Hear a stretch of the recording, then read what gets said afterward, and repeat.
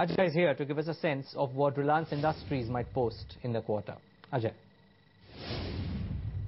Well, definitely next week is going to be a big earnings week in terms of the number of index companies declaring their third quarter results, and Reliance Industries will be out with their earnings on 20th January.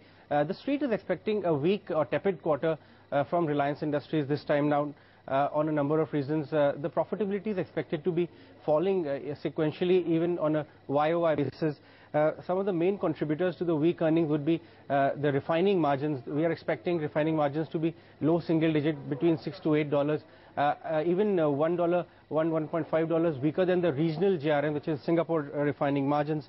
The other factor which could be weighing on the company's results could be weaker petchem margins, and we've already seen reports coming in that the KG D6 volumes have also dipped to all-time lows in the third quarter. So all the three key contributors of the company's profitability are expected to be under pressure.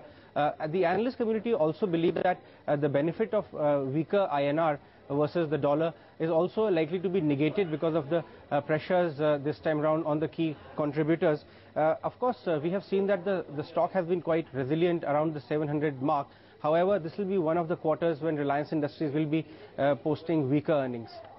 Okay, thanks a lot for that, Ajay. Funny, you think that would disappoint some investors because there's some bit of pricing in that has happened probably by virtue of people saying that gas output at low, the petchem prices have been cut. What do you expect the big boy to do?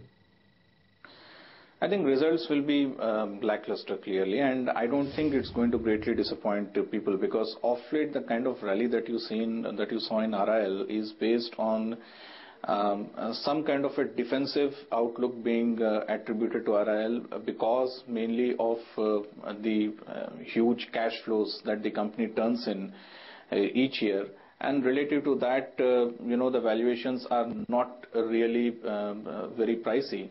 But it's very well known that because of the slowdown, you will actually see petchem margins being under pressure. There is a record refinery addition that is going to take place this calendar year. That is also known. So GRMs are not going to provide you comfort, and KG-D6 is something that is there in the news for the last 1.5 years. So I think what investors will closely watch Reliance is what kind of incremental news flow comes on Reliance, both on its core operations as well as its foray into other businesses.